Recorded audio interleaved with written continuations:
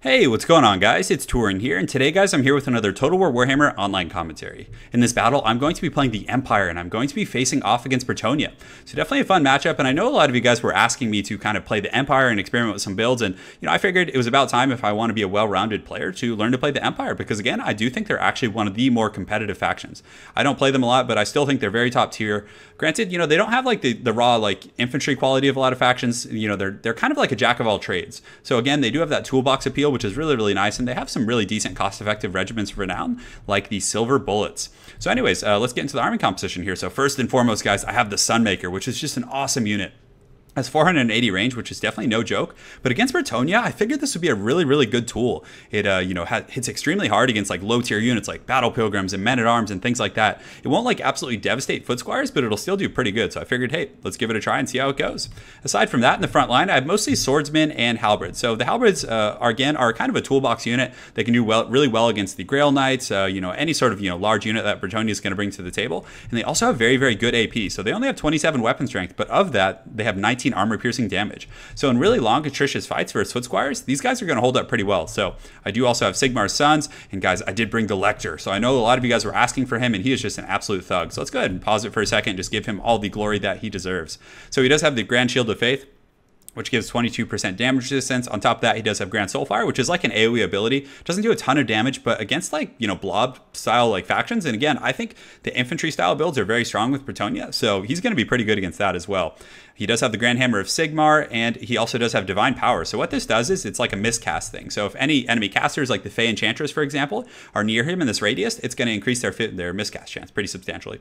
Aside from that, he does give leadership. So again, pretty cool. He's like a bit of a moving Grail Reliquary. Definitely like him quite a bit. I did bring a Jade Wizard, of course, because again, he doesn't have self-healing. That's kind of the perk of Wolfgar. He's not quite as tanky, because you can see Archlector has 130 armor. He's very tanky with that Barded Warhorse.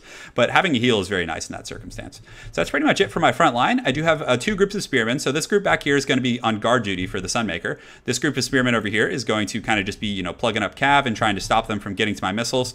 And in the back, I have an additional group of swordsmen. The Silver Bullets, of course, being so good because they have stock. So when my opponent's kind of devising his initial battle plan, he's not going to be able to take them into account. So he might fly in too aggressively and take a free volley to the face. And, ultimately, it's pretty good. Last but not least, I do have some Demogryph Knights, which I believe are incredible against Bretonnia. Very, very heavily armored. So again, a lot of the Knights of the Realm and units like that don't have heavy AP. So these guys are going to be very, very durable. And also with Lore of Life and Regrowth, these guys are just absolute monsters. So I think they're like bonus first large is like 30 or something incredible like that. So as far as my opponent's army goes, he does have the Royal Pegasus Knights, which are a decent pick. Like, if I decided to get a Flying Lord, these guys definitely would have been a lot of pressure on him. But I still like the Royal ones a lot better because they do have that immunity to Vigor.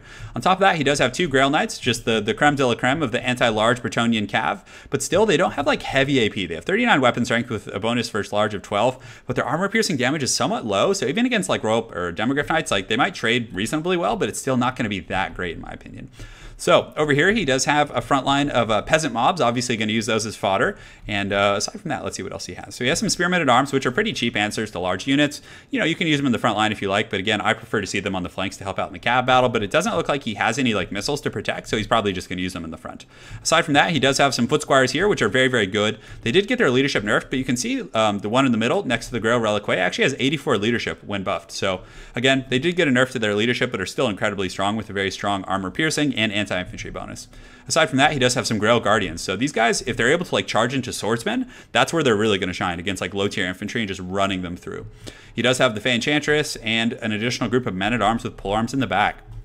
So guys, this is definitely going to be a fun game. Any game with the Sunmaker, in my opinion, always makes for like a really, really cool cinematic game. So you can see the Sunmaker taking its first volley, and I made sure to target these Foot Squires back here. I had it actually holding its fire. You can see the volleys are going to come in, and man, it is, look at just the amount of sheer volume that it fires, and it just comes in here and just absolutely blasts these Foot Squires into oblivion. So these guys are just getting sent into the Shadow Realm, and you can see that second volley in there is going to come in. And against Bretonnia, guys, I think the Sunmaker might be a really, really good pick.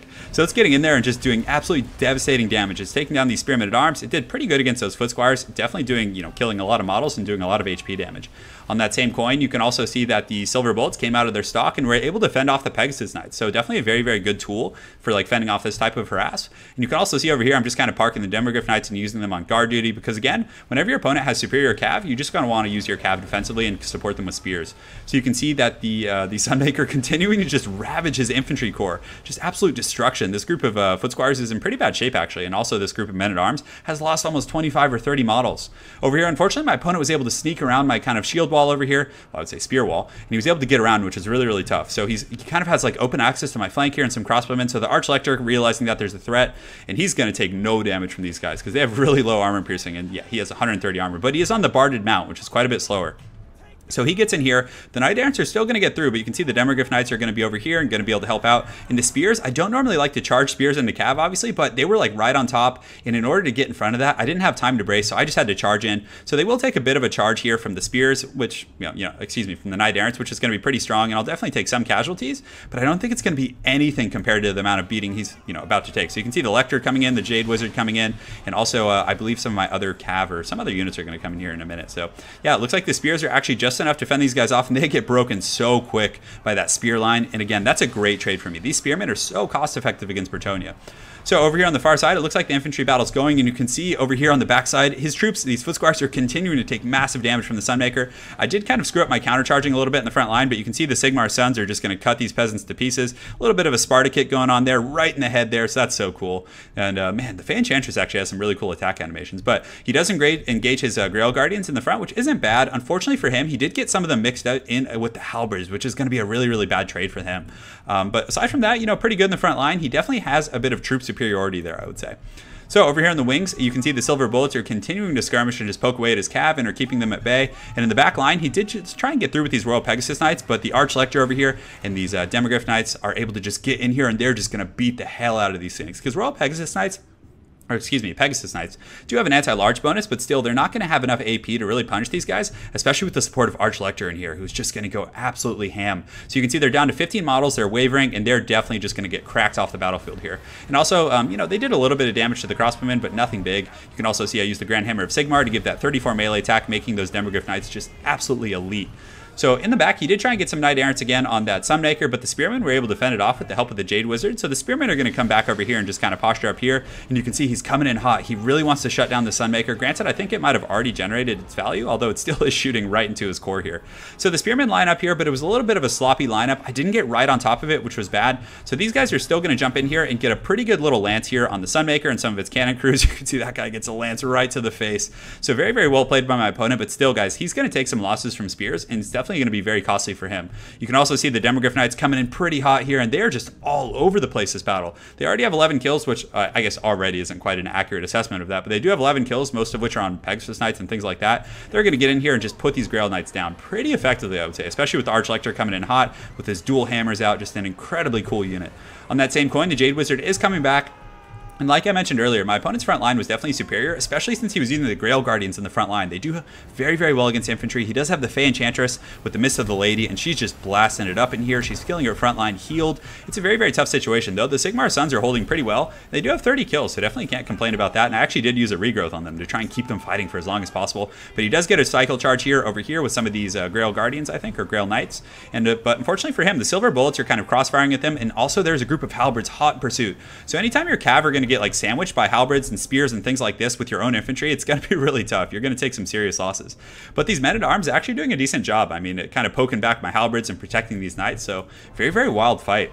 But kind of my overarching goal this game was to get rid of all of his cav, because I figured if I could get rid of his cav, I could kite back with the silver bullets. I had crossbows. I had a very, very powerful leader that was going to be pretty hard to kill for low-tier Bretonnian infantry, so I was kind of betting all my marbles on that. So if we take an overhead view of things, the Demogryph Knights were able to just absolutely beat the brakes off those Grail Knights and send them off the battlefield. I do still have a very, very healthy group of 71 spearmen here who are going to come back to their guard post. And guys, anytime you bring the Sunmaker, Hammer of the Witches, anything like that, you always need to put spears on them, or some sort of a guard dog unit. It's very, very important. So over here, my opponent does get some Grail Knights into some of my crossbows over here, so very, very well played, but the silver bullets are just kind of, free range firing on them, which is very, very tough. They're down to about 2,000 HP, and a few more volleys should be able to put them down and, send them running off the battlefield relatively soon. But unfortunately for me, guys, the Bretonnian front line kind of has cracked my Empire front line, but the Demogryph Knights are hot in pursuit, and I did have a lot of spears and auxiliary, so a very, very wild fight here. You can see the Sunmaker just shooting in, just knights running everywhere, so very classical Bretonnian build, very cav focused, so very, very cool stuff. But the Demogryph Knights are putting up a great fight this battle. They actually have 55 kills, most of which are actually on cav. So you can see they're just going fisticuffs with these guys, and the Demogryph Knights will, I think, in my opinion, win in a straight-up trade with these Grail Knights, although I haven't really done testing, but I think the Demogryph Knights would win that. So I do have an upgraded Earthblade going off as well, making them very resilient, because Earthblood and Lore of Life in general is very, very strong with units that have low model counts and high HP per unit. So with Demogryph Knights, you're going to just get massive value from that. You can also see the Archlector dropping the Grand Shield of Faith in here, giving them that damage resistance, definitely making my troops very, very tanky. But over here, the Fey Enchantress is in pretty good shape. She does have a little bit of core left. She has the Grail Reliquae, but most of her troops are very tattered. Throughout the course of the battle, they had taken a ton of damage from the Sunmaker and all those kind of troops, and you can also see that the Archlector in here doing some great work, dropping the Grand Soulfire, and you know, again, just being an absolute tank. He's very, very tough to kill, guys, with that 130 armor. So pretty much the only thing that can deal with him very effectively is the Foot Squires, and you can see the Fey Enchantress Comet coming down, making very, very good contact on my spears, and these Demogryph Knights are very, very well played by my opponent, but the Demogryph Knights are still in okay shape. So let's go ahead and get an overarching view of the battle. So over here, you can see the Fey Enchantress is kind of hunting down some of my crossbows. Very, very risky having her out in the open like that. But aside from that, I do have some crossbows here. I was able to get the silver bullets kind of withdrawn from the battle, and they're also going to start crossfiring over here at the Fey Enchantress, which is going to be really nice. So, you know, he doesn't have much speed or mobility left on the map, so if I'm able to kind of, you know, get rid of those mobile units and kind of separate a firing line here and here, I'm going to be able to crossfire in here and just do massive damage. So you can see the Fey Enchantress is coming in pretty hot. Unfortunately, he does have some Grail Knights left, and I thought I had dealt with them, but they're coming back here, and unfortunately, I'm a little obstructed. So these guys are going to charge in here and do a pretty good job coming down the hill, you know, finishing off these, well, I wouldn't say finishing off the silver bullets, but definitely doing some really, really good damage. So the Demogryph Knights, I immediately realized that there's like, I had a choice here. So I was like, do I go after the Fey Enchantress? But I figured she could just dash in here. So I came back here with the Demogryph Knights and decided I need to protect these guys. They're a very high value unit and they can generate value in the long game. So the Demogryph Knights come in, and they're just absolutely going to be able to crush these guys. They're down to like 2 models. They're wavering. And yeah, you can see they're getting taken down. Now that, you know, that's taken care of, the silver bullets whip out their guns again. They're ready for business, guys. Unfortunately, my Sunmaker is out of ammunition, but it got 199 kills, which is incredible. So the Demogryph Knights and the other troops are coming back in. You can see the Bretonnian forces are pretty tattered, but I do have some troops coming back from route, which is nice. And I'm also going to get a bit of a charge here right into these Foot Squires. So Demogryph Knights getting in there, going hard for the EMPRA, having a pretty good time. And you can see those guys are going flying. So just like an epic fourth quarter rally, they're coming in to back up the Archlector, who does have that Earthblood and the Grand Shield of Faith. So I just have an extremely durable kind of fighting crew in here with these Demogryph Knights and the Lector. I did have some spears and halberds coming back as well, and you can see this group of spearmen, like when buffed by Archlector, they have 34 melee attack, so that puts them up to 55 melee attack, which is going to actually make them pretty formidable. So they're able to push off these Grail Guardians, and the Bretonnian infantry are just routing at this point, and yeah, it looks like the Lector and the boys were able to pull this one out. So just look how freaking cool he is. He's just, I love the way he rides, just so focused with his 2 hammers at his side. So well played my opponent. That was a super fun game, and it's definitely inspired me to go on a bit of an Empire kick. So in the next few weeks, guys, I'm going to be playing a ton of Empire games, trying to figure them out, just have some fun. So the Spears and the Swordsmen, I mean, they did their job in the front line, and they held their own against a pretty, you know, superior unit in Foot Squires. But yeah, it was great. Sunmaker got like 200 kills, which is incredible. Those Demogryph Knights were just all over the place pressuring. It was really, really good stuff. So my critiques would be, I think he just had too many expensive cav, and it just cut into the quality of his army. Like if he had like 2 Grail Guardians and, yeah, I don't know. Yeah, just having like a Grail Guardian, 2 of these, and a very expensive Pegasus Knight seems like a little much. Maybe like, yeah, and Knight Errants. I think that's too much cav. And I had so many spears and halberds and anti-large units that I was really able to mitigate a lot of those threats. So I think if he had like even 3 of these, like if he had cut the Knight Errants and the Pegasus Knights and just brought like a few more infantry or some, you know, peasant bowmen, maybe that could have been a very, very different battle. So anyways, well played to my opponent, Little Dragon. Look forward to seeing you again on ladder, and I hope you guys enjoyed that game. For the EMPRA, we'll see you guys all next time. Take care.